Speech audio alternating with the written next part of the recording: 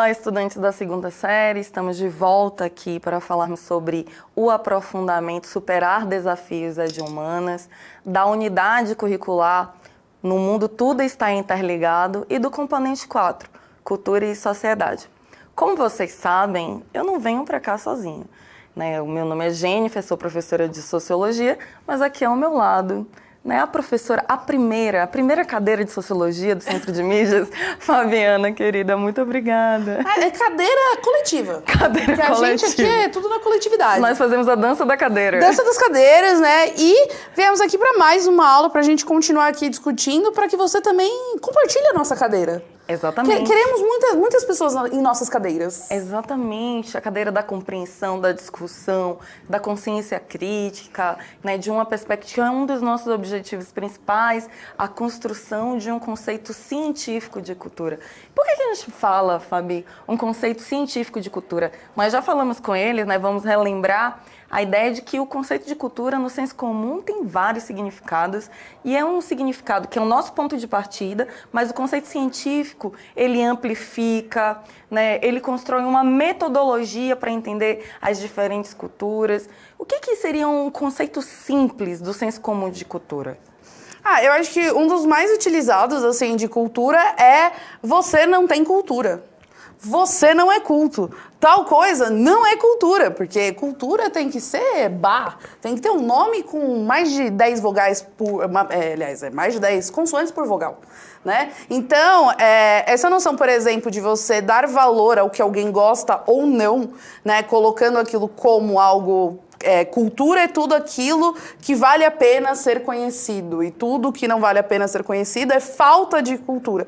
Isso, por exemplo, é a noção mais absurda que existe de cultura, porque justamente o que a gente traz da visão científica de cultura é que não existe valor. A cultura, ela não tem esse valor. Não estou dizendo um valor pessoal, enfim, mas ela não tem um valor, tipo, a minha cultura tem mais valor que a sua, esse aspecto cultural tem mais valor que esse. Na verdade, não. Todas elas têm o mesmo valor, né? O peso quem dá somos nós. E nós conversamos com eles, né, sobre... E a última atividade foi que eles pesquisassem um dos antropólogos, né, de uma lista imensa, do Levi-Strauss, do Geertz, né, do Maus, do Malinowski, da Ruth Benedict, enfim, é uma série de cientistas da antropologia, né, que trazem um conceito científico de cultura. E qual é esse conceito científico de cultura, como a Fabi ela trouxe, né? O conceito científico de cultura, ele parte de uma investigação, né? Ele parte de um contexto de surgimento, de um contexto histórico, né? Vocês pesquisaram a biografia dos antropólogos, né? E quando a Fabi trouxe, né, que no senso comum existem jovens, pessoas que falam que algumas pessoas têm cultura e outras não, nós descobrimos, refletimos aqui nas últimas aulas que todos os seres humanos possuem cultura, né? Eles pertencem a determinado grupo social, possuem uma história em comum, um conjunto de valores, de crenças, compartilham uma língua, compartilham significados atribuídos ao espaço dos grupos sociais os quais nós participamos, né? Então, quais grupos sociais são esses? A família, a escola, né? Os espaços de trabalho, as diferentes expressões religiosas, os nossos amigos, os nossos vizinhos. Mas, às vezes, né, Fabi, a gente olha para um filme sobre outra cultura, a gente vê alguma revista e há algo muito diferente, né? Eu lembro de assistindo filmes indianos, né, e dizendo, nossa, né, que interessante, né, que fenomenal, existe toda uma diferença de estrutura social. E o cientista social, ele vai olhar para essa estrutura, ele vai estudar a história dessas estruturas, né? Como é a questão das castas, né, Fabi? Exato, e eu acho que, assim, a gente pode pegar exemplos do dia a dia de, por exemplo, isso aconteceu, é que a Jennifer sabe a história completa pra vocês, a gente, né, mas é igual, tipo, gente que fala que filme bom só é filme antigo, que coisa nova é só porcaria. Sim. E que, principalmente, você, aluno, não pode ver coisa nova, porque é tudo porcaria alienante, e aí começa a ir na viagem da maionese. O que a gente tem que entender é que toda cultura, ela tem sentido no seu tempo. Né? Então, por exemplo, tem vários filmes que a gente assiste, pô, mega legal, mas pra mim não faz o mínimo sentido. Né? Tipo, sei lá, Cinderela. Pô, mó bonito, mas isso não existe na minha realidade, isso não conversa comigo. Tá falando de um tempo legal, mas que eu não vivi. Agora, sei lá, você vê Vingadores. Vingadores, ele fala com a sua realidade. A gente vive hoje em cidades, a gente vive uma realidade tecnológica, a gente vive essa questão de desigualdade de acesso. Então, quando a gente coloca e entende que as coisas são reflexos de quem os produziu, toda a arte é um reflexo da sociedade da qual ela foi produzida, a gente começa a entender que essa ideia de que, tipo, isso é mais legal que aquilo, eu não entendo o filme de Bollywood. Muito provavelmente não, você não é indiano, né? Muito provavelmente tem muitas coisas ali que pra você não tem sentido, porque muitas vezes você nem conhece aquelas coisas. E nós temos uma geração, né, que tem muito contato com diferentes culturas, né? Por exemplo, o bairro da Liberdade, né? É extremamente interessante, Fabi, a professora Jorge de Química também, né? Tem uma série de aproximações e é uma cultura completamente diferente. É uma língua diferente, né? Existem ritmos musicais, estilos musicais diferentes. Tem o K-pop, né, Fabi? K-pop, J-rock, J-pop, tudo... Né? Então tem, como é, os Coldplays, como é? Cosplay, isso aí, né? Então, essa diversidade, ela tem o seu contexto e nós, dentro da cultura brasileira, nós também, por causa do mundo globalizado, né, os fluxos de pessoas, de informações, a internet, nós acumulamos, né, culturas híbridas. Né? E é fundamental que essas culturas diversas, diferentes países, os Estados Unidos, né, o Japão, o México, vários países da América Latina, é tão bacana, né, quando a gente pensa, nossa, nós vamos viajar, né, vamos para o México, vamos para o Peru, né, vamos conhecer as sociedades maias, astecas. Agora, dentro da antropologia, e nós vimos isso na última aula, que a antropologia surge no século XVI, XVII, com as grandes navegações. Professora, qual é o período das grandes navegações, né? Foi o momento em que as Américas foram descobertas, né? O Brasil, né? Esses países que falam língua espanhola aqui, o Peru, a Bolívia, a Colômbia, o Chile, né? Tantos outros. Então, nas grandes navegações, os europeus, portugueses, espanhóis, eles tinham a tecnologia náutica, saíram aí mar adentro, eles já sabiam a rota das Índias, né? Em busca de especiarias, de seda, de uma série de fatores para levar para as metrópoles europeias. E aí houve um desvio de rota. Erraram o caminho. Não é desvio de rota, nada. Não vem deixar bonito. Não foi um desvio de rota. O cara olhou o mapa errado, chegou no Brasil e falou: olha, são as Índias. E esses são quem? Os índios. É isso. Na verdade, ele achou que ele tinha chegado na Índia e é por isso que, é óbvio, a palavra índio entrou em desuso, porque, né, é uma generalização de muitos povos, né, são os povos indígenas, mas quando a gente usa a palavra índio, né, ela vem justamente porque eles achavam que aqui era a Índia. Índia, tipo, sabe? Caminho das Índias.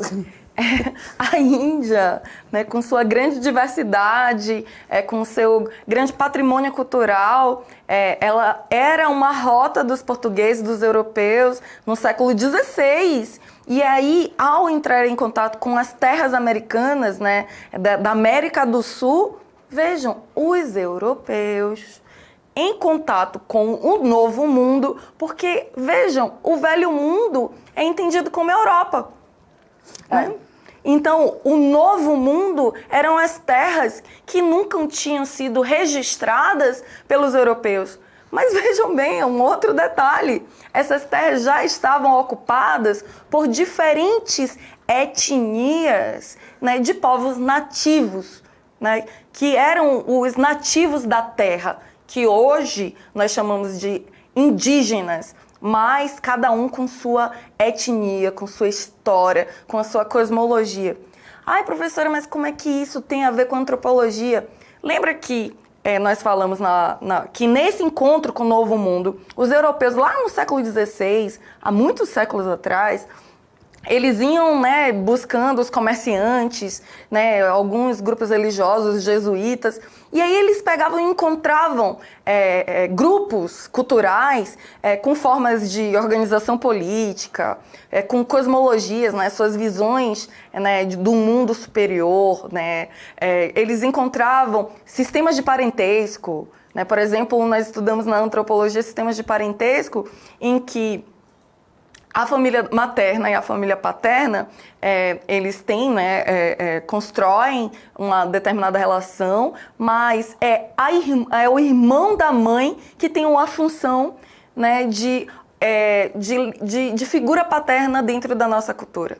Né? Claro, em algum momento vocês vão se aprofundar nisso, mas é só para entender que até os papéis dos familiares dentro da nossa cultura é diferente em outras culturas. Apareceu aí na tela para vocês que nessa aula nós estamos retomando os principais temas da antropologia e vamos compreender o que são povos tradicionais. Nós já começamos a falar o que são povos tradicionais. Nós estamos falando das diferentes etnias indígenas, nós vamos falar de diferentes etnias africanas, nós vamos falar como essa resistência, né, de povos africanos e indígenas produzem espaços de conservação histórica territorial que nós chamamos de povos tradicionais. E assim, essa questão dos povos tradicionais também é uma questão muito interessante, porque assim, povos tradicionais houve uma tentativa de apagamento deles por todo o globo, né? É claro que a gente não vai falar sobre isso na Europa, né? Porque eles são o velho mundo. Eles são o velho mundo. Quem são os europeus, né? Portugueses, franceses, ingleses, né? Então... Esse povo aí que a gente já conhece, porque vamos dizer, o destino de viagem que você provavelmente sonha é um desses lugares, porque é um lugar vendável. Euro-Disney.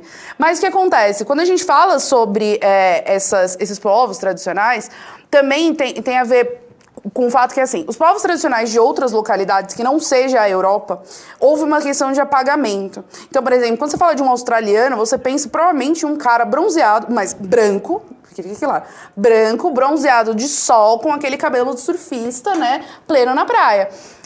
Só que esse não é o povo original australiano, a gente tá falando de aborígenes, né? E os aborígenes não são brancos, não são loiros, né? Não têm olhos azuis. E não é essa viagem de tipo, eles vivem surfando. Eles normalmente viviam ali mais pro centro da Austrália. Então, essa tentativa de apagamento, né, ela tem muito a ver também com esse nascimento da antropologia. Porque antes, pense que assim, na Europa era todo mundo vizinho. Então, mesmo que você seja diferente, mas você é o diferente que eu conheço. A gente tá ali do lado, a gente conversa, os nossos reis são amigos, tal. Você é diferente. Tem uma fronteira, né? Você não cruza um oceano, né? Não, e assim, a gente é diferente, mas a gente ainda é igual. Né? Tem algumas semelhanças. A gente é parecido, a gente veio do mesmo lugar, a gente é parecido.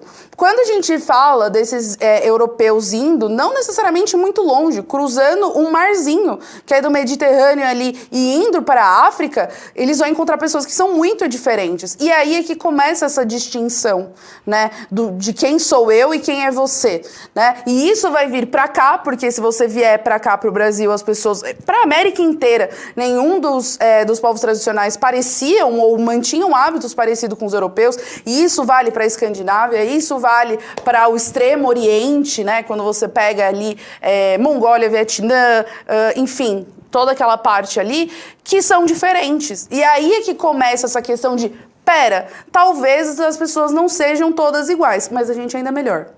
Exato, e nós vamos perceber que quando nós falamos de etnias, né, que são esses grupos que compartilham a história, que compartilham a língua, que compartilham crenças, valores, um determinado tipo de território, de organização política, de organização econômica.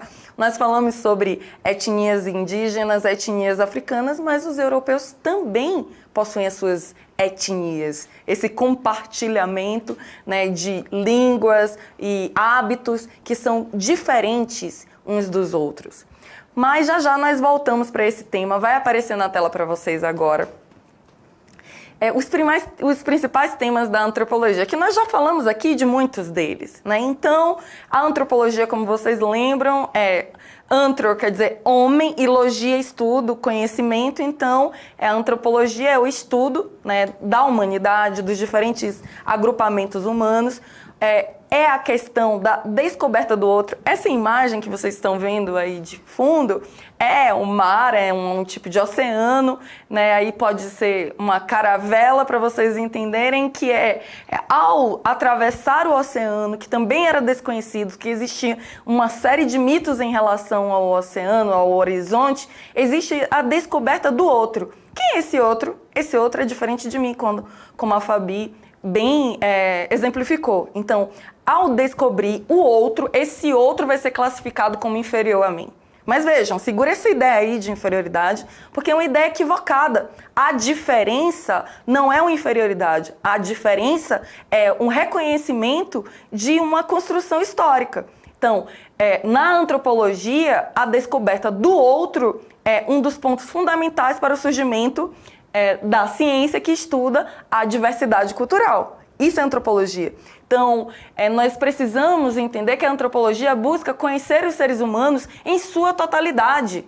É um processo de estranhamento. O que significa estranhamento? Significa que eu vou questionar, né, aquilo que me é familiar. Então, o estranhamento tem um princípio dentro da antropologia que é tornar aquilo que é familiar estranho. Então eu vou questionar, nossa, a minha cultura, a minha língua, os meus hábitos, os meus costumes, de onde vem, qual é a origem dessa minha cultura que é tão familiar, eu vou tornar estranha.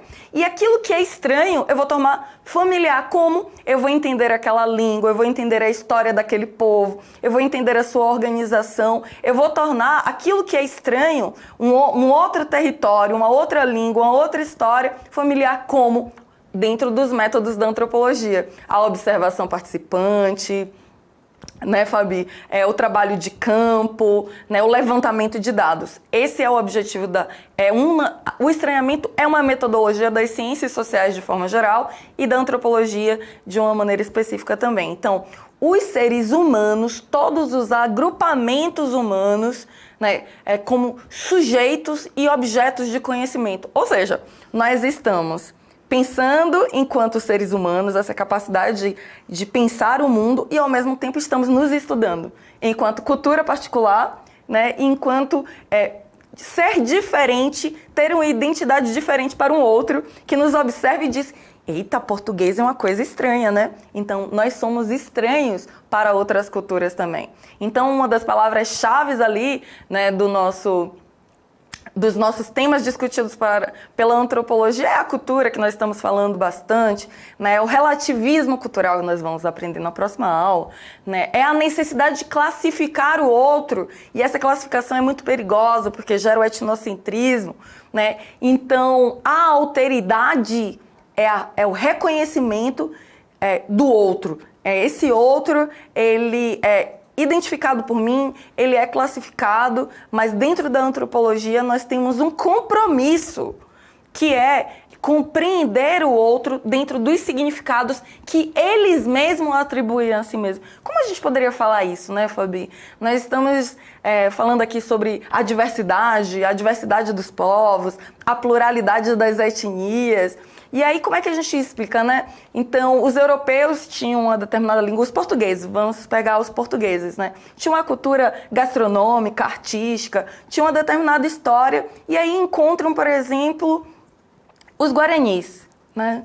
O que é encontro? Como é que é esse encontro com esse grupo étnico que já vivia, né, nas terras da América do Sul, que nós chamamos de Brasil hoje, mas esse grupo étnico com a outra língua, com outros hábitos, o que significa essa alteridade? Que assim, uma das coisas as minhas viagens na maionese, é que, por exemplo, se você for se colocar no lugar de um português naquela época, de uma maneira bem bizarra, é só você imaginar hoje o que aconteceria se descesse uma nave espacial na sua casa. Sabe essa ideia de que você olha pro outro e fala, meu Deus, quem ele é? O que ele faz? Da onde ele veio? Né? Só que a gente nunca vai saber. Porque, principalmente, eu só sei aquilo que eu conheço. E tudo que eu desconheço não existe pra mim. Aí você fala, óbvio, sim. Mas parece que é um óbvio que a gente tem que repetir. Porque quando a gente pensa, um português veio pra cá, ele vem com a noção de mundo que ele conhece. Todos os lugares que ele frequenta e visita, sejam outros reinos ou outras realidades, elas são parecidas com a que ele tem. Porque eles estão dentro ali de uma realidade europeia, enfim, né? Ou colonizada. Se a gente pegar, tinha algumas áreas como a China, como, principalmente se você pensar Hong Kong, enfim, algumas áreas que eram colonizadas e já tinham aquela cara mais europeia, né? Por justamente serem colonizados. Quando você chega aqui, cara, não era nada disso. Você não tá encontrando alguém parecido com você, você não tá encontrando alguém com a mesma referência que você, ele nem sabe quem é você. Então, quando isso acontece, começa aquela questão. Eu vou julgar você pelo que eu conheço. E ele vai me julgar pelo que ele conhece. Só que o que eu conheço de você? Nada. E o que você conhece de mim? Nada. Então, a gente tende a julgar as pessoas pelaquela realidade que faz sentido pra gente. Só que essa realidade, por exemplo, imagina, eu sou portuguesa, Jennifer é indígena. Essa realidade que eu vivo não existe pra ela. Se ele fala assim, ai, mas você viu veludo? Eu falo, veludo, você é louco.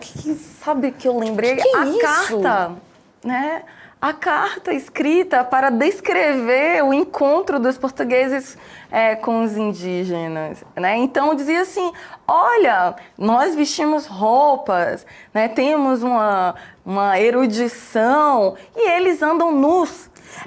Por exemplo, uma questão que é muito engraçada é que, assim, indígenas não têm muito a noção de propriedade, né? Se você pega muitos povos indígenas, muitos deles não têm essa noção de propriedade como privada, a gente tem. Né? Essa propriedade privada. Tem muita noção de território, a propriedade de identidade. é de tipo, isso é meu e a Jennifer não pode pegar. Eu não posso passar daqui. É nesse sentido de propriedade. Eles não têm muito essa ideia de sentido de propriedade. A terra não é deles, a terra é a terra. Da comunidade. E a gente usa essa terra. E mais do que da comunidade, se a gente lê o Ailton Krenak, né, As Ideias para Adiar o Fim do Mundo, ele diz até, o que a Fabi está querendo dizer é, a terra não é no sentido utilitarista. A terra, para muitos indígenas, está no sentido de a mãe terra, a Pachamama, né? O rio é o avô, a floresta é da família.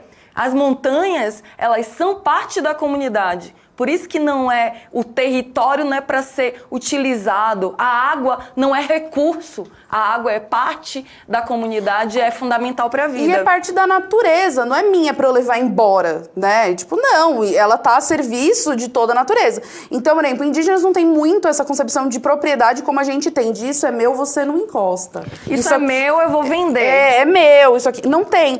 Então, quando o indígena veio aqui, quando os portugueses chegaram aqui, por exemplo, os povos indígenas falaram, vocês estão com fome? Pega o que você quiser. Mas você tá com sede? Tá tudo aqui, é tudo nosso. Eles começaram a falar, nossa, eles... não foram essas palavras, mas ficou meio tipo... Nossa, eles são tão bobinhos, tão inocentes, né? Ingênuos, dividindo tudo. Mas não é questão de ingenuidade. Ingenuidade é você não saber daquilo que você tá fazendo. Os indígenas tinham plena consciência do que eles estavam fazendo. Só que a noção deles de propriedade era completamente diferente, né? Não existia essa questão de o que é meu, eu não divido. Eu tenho 30 maçãs, eu não vou comer essas 30 maçãs. Mas eu vou guardá-las pra mim porque elas são minhas. Isso não existe. Então, essa questão do coletivo, por exemplo, é um dos motivos de terem colocado indígenas como pessoas inocentes. Mas não, na verdade, eles só tinham uma noção muito diferente desse conceito de propriedade, daquilo que é meu.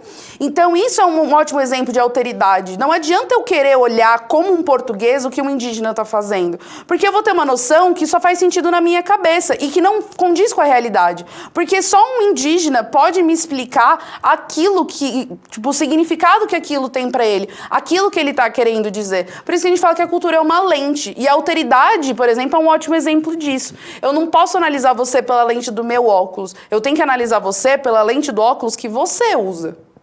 Perfeito. Então, mesmo essa interpretação que nós estamos falando, relacionando, né, a alteridade, apresentando uma visão etnocêntrica, eurocêntrica dos portugueses em relação aos indígenas, ainda assim, o melhor seria, e nós temos muitas oportunidades, o Ailton Krenak, o Daniel Munduruku, para que as diferentes etnias e os povos indígenas falem sobre a sua própria história. É sobre isso que nós estamos falando. Nós precisamos dar a voz para que os povos indígenas, os povos africanos tenham a sua própria epistemologia e contem a sua própria história. Isso é alteridade. Vai aparecer na tela para vocês que algumas interpretações, né, dos antropólogos clássicos, que inclusive é equivocada, né, que os povos primitivos eles eram vistos como inferiores. Mas isso é um equívoco e nós temos que entender que os povos precisam ser chamados de povos, sociedades tradicionais, são povos orais, nos sentidos de primeiros.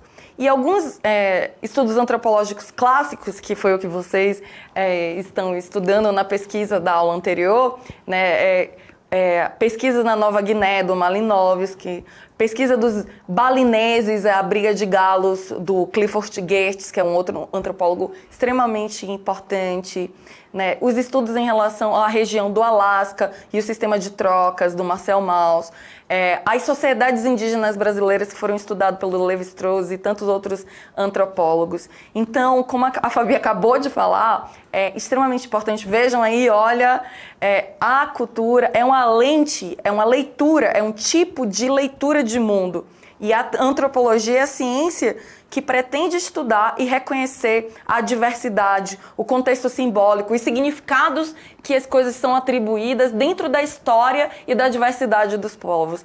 O sistema de relações, os diferentes olhares, aos contextos que os diferentes grupos pertencem. Então, veja só essa frase do Rousseau. Quando se quer estudar os homens, a humanidade, é preciso olhar para perto de si.